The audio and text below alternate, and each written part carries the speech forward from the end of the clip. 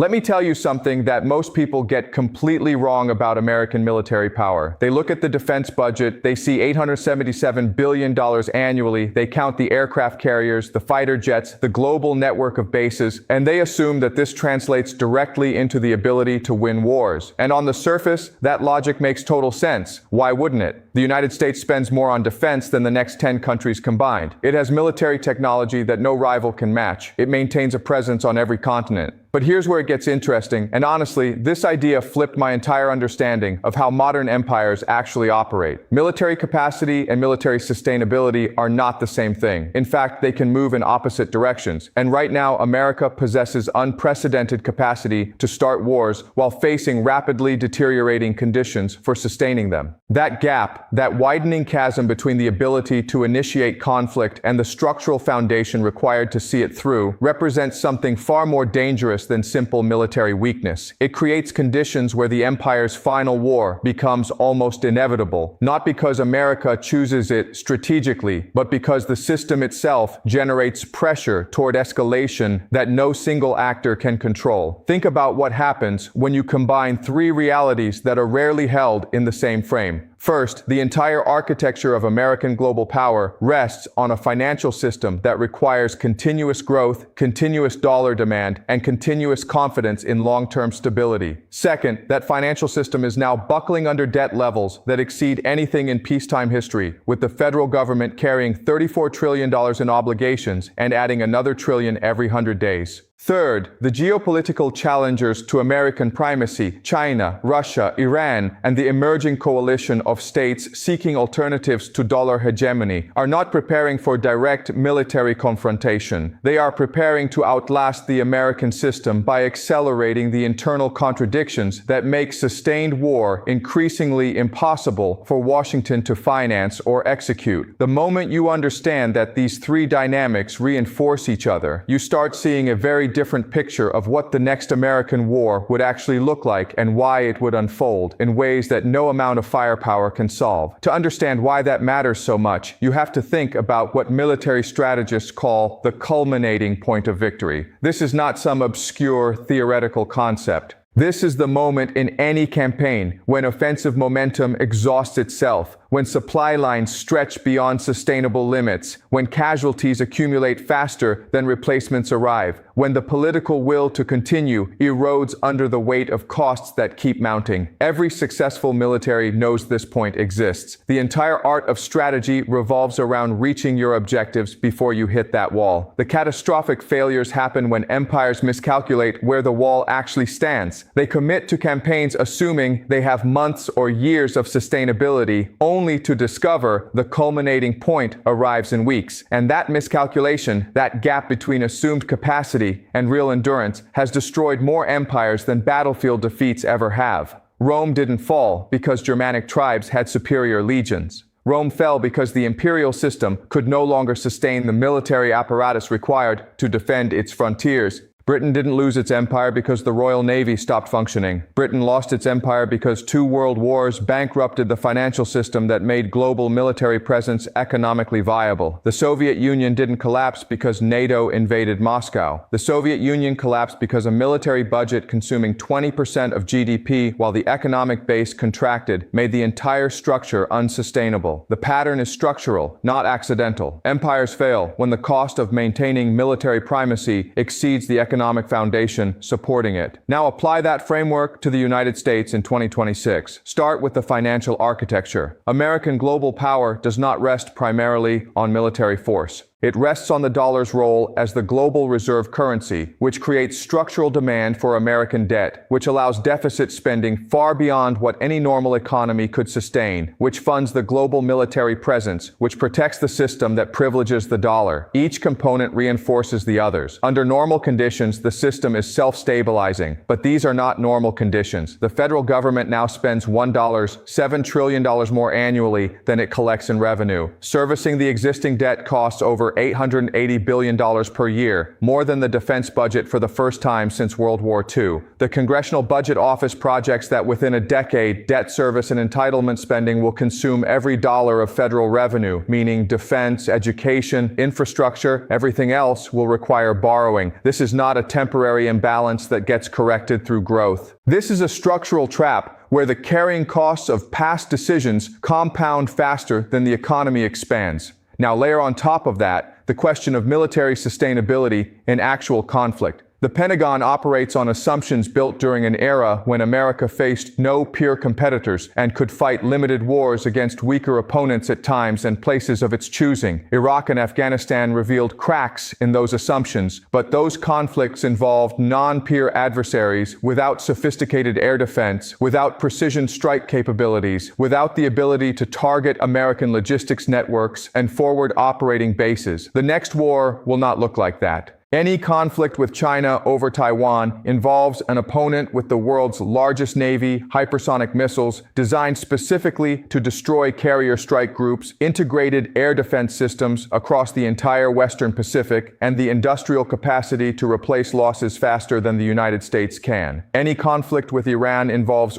6 million square kilometers of mountainous terrain designed by geography itself to devour invading armies, 85 million citizens, and the proven ability to wage asymmetric warfare through proxy forces across 5 countries simultaneously. Any conflict with Russia involves the world's largest nuclear arsenal, energy exports that Europe cannot replace in less than a decade, and a political system that has demonstrated willingness to accept casualties and economic pain that no democratic government can match. Let me walk you through exactly why this matters. Modern American military doctrine assumes air superiority, which means the ability to operate aircraft anywhere in the battle space without prohibitive losses. That assumption collapses against peer competitors with advanced integrated air defense. Without air superiority, you cannot conduct the deep strike campaigns that destroy enemy logistics. Without air superiority, ground forces operate under constant threat from enemy aviation. Without air superiority, the entire American way of war, technology-intensive, casualty-averse, reliant on precision weapons delivered from safe distance, becomes impossible to execute. Maintaining air superiority against modern Russian or Chinese systems would require sustained suppression of enemy air defense campaigns that consume precision munitions faster than American industry can produce them. The Department of Defense currently maintains stockpiles sufficient for a few weeks of high-intensity conflict. Replenishing those stockpiles would require years, not months, given current industrial capacity. Think about what that actually means. America could start a war with full weapons stocks and find itself unable to sustain offensive operations within 30 days, not because soldiers stopped fighting, but because the missiles, bombs, and guided munitions essential to modern warfare simply run out. Here's the second thing to understand. American military logistics depend entirely on uncontested access to forward bases and sea lanes. The entire force projection model assumes that supplies flow from the continental United States to staging areas in allied countries, then forward to combat zones without significant interdiction. That assumption worked when opponents lacked the capability to strike American bases or sink supply ships. It fails completely when opponents possess precision strike capabilities and target those logistics networks from day one. Close every American base within 1,000 miles of Taiwan, and the operational challenge of fighting China becomes exponentially harder. Mine the Strait of Hormuz, and suddenly 20% of global oil shipping stops. Energy prices spike globally, and every American ally in Europe and Asia faces immediate economic crisis. Destroy the logistics hubs in Kuwait or Bahrain, and the entire American presence in the Middle East loses its operational foundation. These are not theoretical vulnerabilities. These are the exact capabilities that China, Russia, and Iran have spent 2 decades developing specifically because they understand that America cannot fight sustained wars without forward logistics networks that modern weapons can destroy. Now add to this something that makes the financial situation particularly unsettling to serious strategic planners. Wars cost money, obviously, but modern wars against peer competitors cost money on a scale that even defense budget analysts struggle to conceptualize. World War II cost the United States roughly $4 $1 trillion in today's dollars over 4 years. That represented 35% of GDP annually at the peak. The federal government could finance that because debt to GDP started below 40%, because the domestic industrial base could be mobilized for war production, because allies bore significant costs, and because the American economy was entering its industrial prime rather than navigating post-industrial transition. None of those conditions exist today. Debt already exceeds 100% of GDP. The industrial base has been hollowed out by 40 years of offshoring. Allied defense budgets have atrophied to the point where most NATO members cannot sustain their own territorial defense without American support. And the economy depends on global trade networks, energy imports, and supply chains that war disrupts catastrophically. A sustained conventional war against China would likely cost $2 to $3 trillion in direct military spending over 2 years, not counting economic damage from disrupted trade or the cost of post-war reconstruction. Where does that money come from when the government already borrows $2 trillion annually during peacetime, and when the bond market has already started demanding higher interest rates because confidence in long-term American solvency is eroding? Let me give you a concrete scenario to make this tangible. Imagine a Taiwan crisis escalates to actual combat. American carrier strike groups move toward the Strait. China implements its anti-access area denial strategy, launching hundreds of anti-ship missiles at the approaching fleet. The United States shoots down most of them, but not all of them. Even a handful of hits would disable or sink multiple ships, killing thousands of sailors, destroying billions in hardware, and achieving something no opponent has accomplished since World War II, demonstrating that American naval power can be defeated by an adversary willing to pay the cost. At that exact moment, global financial markets would experience the kind of panic that makes 2008 look contained. Dollar assets would face mass selling pressure as investors realized that the military foundation supporting American financial privilege just cracked. Interest rates on Treasury bonds would spike as buyers demand higher compensation for increasing risk. The Federal Reserve would face an impossible choice: raise rates to defend the dollar and crash the economy, or keep rates low and accept currency depreciation that makes import prices soar. Meanwhile, the war itself would require mobilization spending that dwarfs anything since 1945, adding trillions to the debt while the market's willingness to finance that debt collapses. And China, understanding this dynamic perfectly, would not seek quick military victory. China would extend the conflict, impose maximum costs, and wait for the American financial system to buckle under pressures it cannot sustain. The historical parallel that keeps appearing in my analysis is not World War II, which America won because it possessed greater industrial and financial capacity than all opponents combined. The parallel is the Soviet Union in Afghanistan, where a superpower with overwhelming military superiority discovered that military capacity means nothing when the political economy cannot sustain the war long enough to achieve objectives. The Soviet Union committed 115,000 troops to Afghanistan, roughly the same number America would need just for initial operations in a Taiwan scenario. The Soviets could win every tactical engagement. They controlled cities, they dominated the air, they inflicted far more casualties than they suffered. None of it mattered because the cost of sustaining those operations, economically, politically, militarily, exceeded what the Soviet system could bear indefinitely. After 9 years, the last Soviet forces withdrew, not because they lost battles, but because the state simply could not continue. Now imagine that same dynamic compressed into a much shorter time frame because the financial system supporting American operations is far more fragile than the Soviet command economy ever was, and because modern warfare consumes resources at rates that would have been incomprehensible in 1980s Afghanistan. Stay with me here, because this is where it clicks. The great trap that empires fall into is assuming that because they possess overwhelming force, they can determine the terms and duration of conflict. But wars are not fought in laboratories where variables get controlled. Wars are interactions between opponents, each trying to impose their will while adapting to what the other does. And when one side understands that the other cannot sustain long wars, the optimal strategy becomes obvious: avoid decisive battle, impose maximum costs, extend the timeline, and wait for internal pressures to break the opponent's will or capacity to continue. This is not cowardice. This is rational strategy. The weaker side in material terms reshapes the conflict structure to emphasize dimensions where they hold advantage. Russia cannot match American firepower, so Russia builds an economy that can endure sanctions and a political system that tolerates casualties.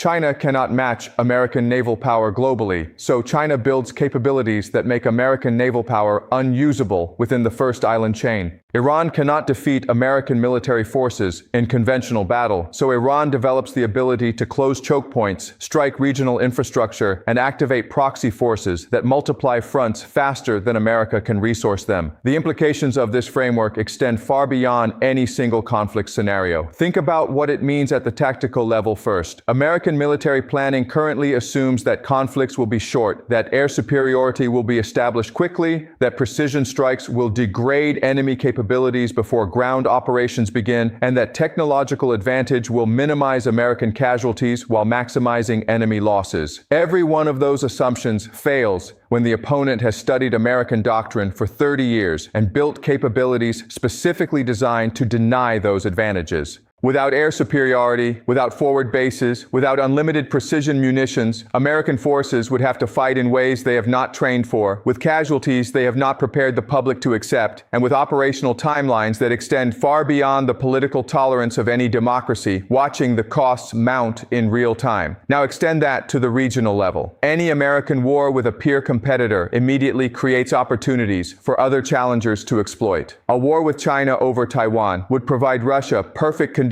to move in Ukraine or the Baltics, knowing that American attention and resources are locked in the Pacific. A war with Iran would create opportunities for China to accelerate pressure on Taiwan, while American naval and air assets are committed to the Middle East. The United States cannot fight multiple peer-level conflicts simultaneously, not because the military lacks size, but because the logistics networks, munition stockpiles, and political bandwidth required to sustain even one such war would be completely consumed by that single commitment. Adversaries understand this perfectly. They do not need to coordinate explicitly. They simply need to recognize that American overextension in one theater creates windows in others. At the global economic level, the consequences would cascade through systems faster than policymakers could respond. Modern economies depend on stability, on predictable energy prices, on functioning trade routes, on confidence that contracts will be honored and currencies will hold value. War between major powers shatters all of those assumptions simultaneously. Insurance rates for shipping spike to levels that make transport uneconomical. Energy prices surge as markets price in supply disruption. Supply chains collapse as manufacturers cannot source components. Financial markets experience sustained volatility as capital flees to safety, and the countries most dependent on global trade, which includes all of America's major allies, face immediate recession as the economic networks supporting their prosperity simply stop functioning. Under those conditions, how long do allied governments maintain public support for American-led war efforts when their own populations are experiencing economic pain worse than any recession in memory? The structural implications for international order are where this analysis becomes genuinely sobering. The system that has organized global politics since 1945 rests on American willingness and capability to enforce rules, protect allies, and maintain freedom of navigation. That system assumed American military primacy would continue indefinitely. It assumed the dollar's role as reserve currency was permanent. It assumed Allied security dependence on American guarantees was a stable equilibrium. A war that reveals the limits of American sustainability would shatter every one of those assumptions in a matter of months. Allies would begin hedging, building independent capabilities, seeking accommodation with regional powers, and diversifying away from dollar dependence. Rivals would become more aggressive, testing whether American red lines still hold when Washington lacks the capacity to enforce them everywhere simultaneously. And the entire architecture of institutions, alliances, and norms that translated American power into global order would begin fragmenting as participants recognize that the foundation supporting the structure no longer bears the weight. So when you zoom all the way out and look at the complete picture, what you see is not a superpower at the height of its power, contemplating wars it can easily win.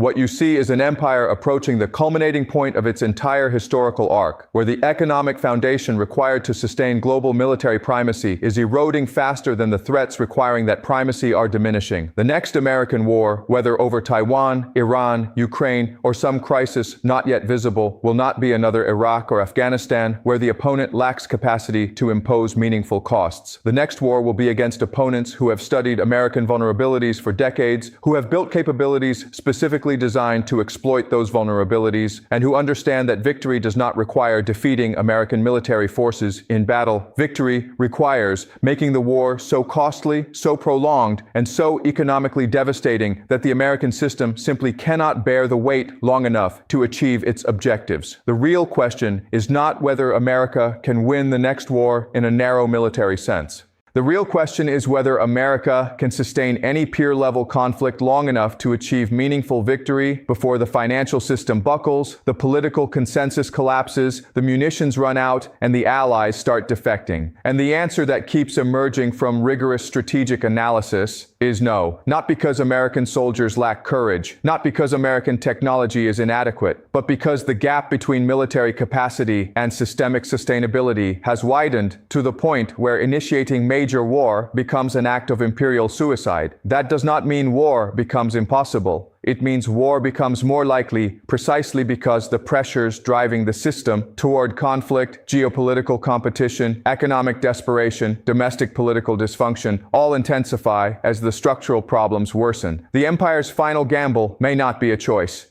It may be the inevitable outcome of a system that can no longer sustain its position through other means, and that has run out of time to reform the foundations before the crisis arrives. The next time you hear analysts discussing whether America would intervene in Taiwan or strike Iran or defend Ukraine, try holding all of these things together in the same frame. The military capacity, the financial fragility, the opponent strategies designed for protraction rather than decisive battle, the supply chain vulnerabilities, the allied dependencies, the domestic political polarization, because they are not separate stories. They are different angles on the same story. And that story is about an empire that built the most powerful military machine in human history while gradually eroding every structural foundation required to employ that power in sustained conflict against opponents who refuse to accommodate American preferences. Empires do not fall overnight. They erode. And right now, the conditions for that erosion are assembling with a speed and synchronization that ought to disturb anyone paying attention to how these patterns have played out across the last 3,000 years of history.